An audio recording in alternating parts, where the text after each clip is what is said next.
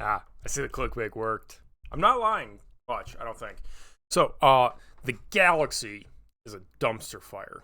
And unfortunately, so is the ending of this book I'm about to tell you about. And I'm talking today about Legionnaire, which is the first book of the Galaxy's Edge series by Jason Anspach and Nick Cole, who I'm told are veterans. And it's a military sci-fi story about space marines shooting aliens.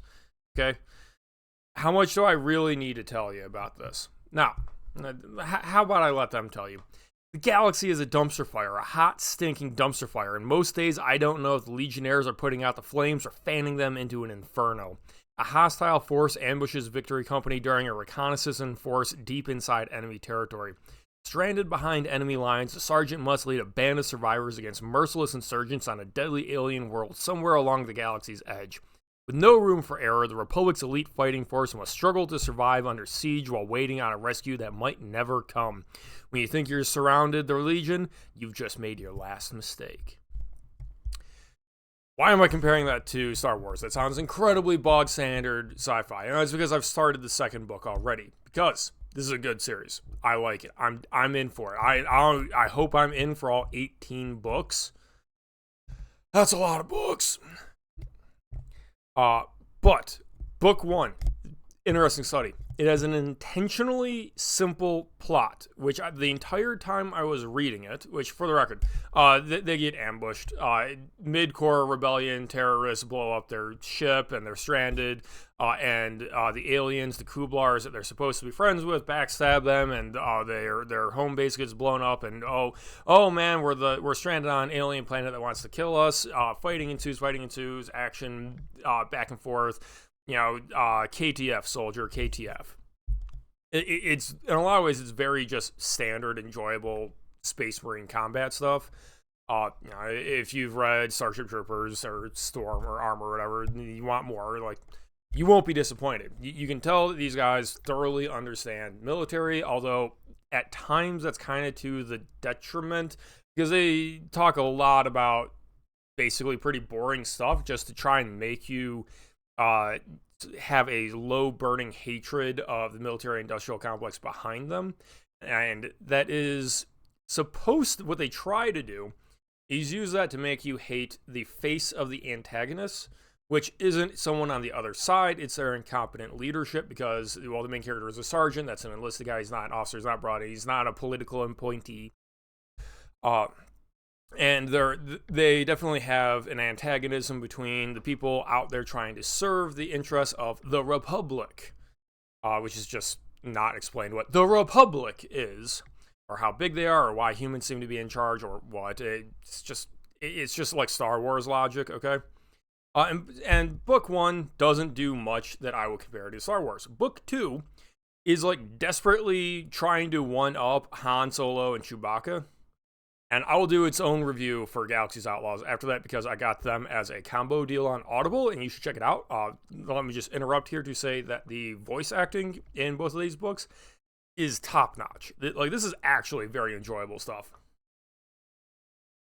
The writing, the action sequences, is all fine. The characters are simple military tropes. You're not going to be blown away by the character work. Unfortunately, I really do have to put a big disclaimer on this book. The ending doesn't make sense. Or, let me rephrase that. It makes sense. It's just not satisfying. And now that I hopefully have convinced you that it's worth checking out on Audible if you have an Audible membership, or maybe you want to pick it up because, hey, there's a lot going here, and if they're 18 books deep, they probably get a lot better as this goes. They started high and they're going. Good God, this thing has almost 6,000 reviews on Amazon. I'm sure people already know about this. However, the problems. If you told me that I got a corrupted audio file that cut out the last 6 chapters of this book, Legionnaire, I'd believe you on the spot. Because nothing gets tied up in the end. Almost nothing. The only thing I would call tied up is the main character gets evac'd.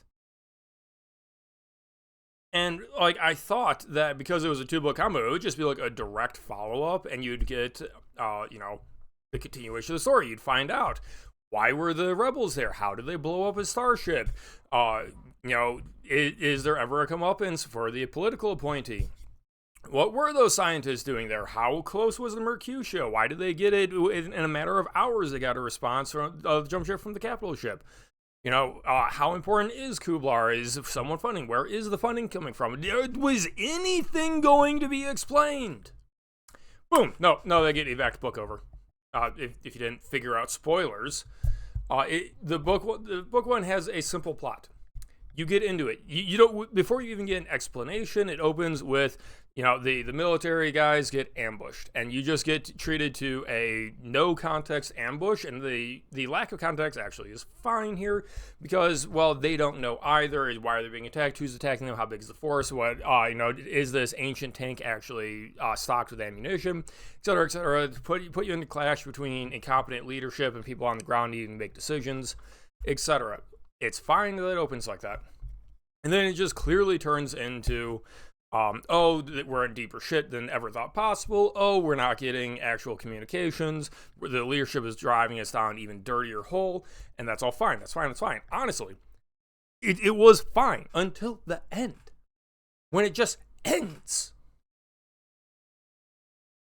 I struggle almost to review this because, okay, it's book one in a series. They're presumably relatively new authors. Probably should have researched that before this video, but deal with it.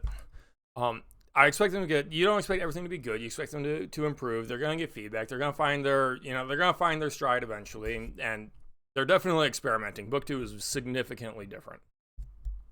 That's all fine. You give these authors some leeway and all that, but you just don't get resolution at the end. Now, maybe that was their entire idea, that's the nature of war. That's the verisimilitude, that's the immersion, that's how things go when you're a grunt in the army. Stuff just happens. You never get explanations. You fight, you die, you struggle, and then you're back in a bar drinking your misery away, before trying to remember those that you lost. And I can kind of respect the commitment to giving realism like that. Assuming that it is realistic. I'm pretty sure that's realistic. But I think that is an example of reality not being a satisfying story, because at the end of the day, this is a story for consumption of entertainment.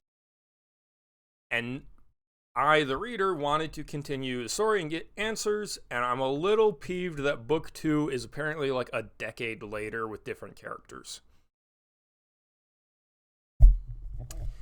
That said, the setting is quite a bit more coherent than most space operas.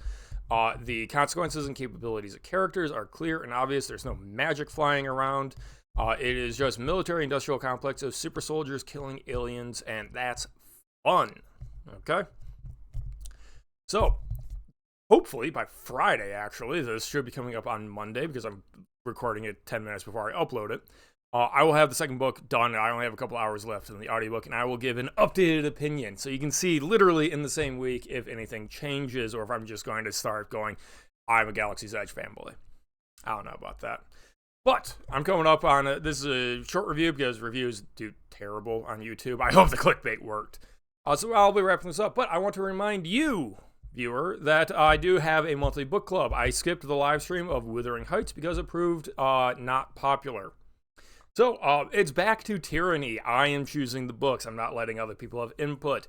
And this month, if you would like to read a book along with me and possibly come on the live stream, that's an open invite, we will be reading Neuromancer by William Gibson. And there is an open invite to anyone who wants to hop in to my Gilded server, link in the description, where you can read along, chat, hang out, share memes, try and get beta readers, that sort of thing.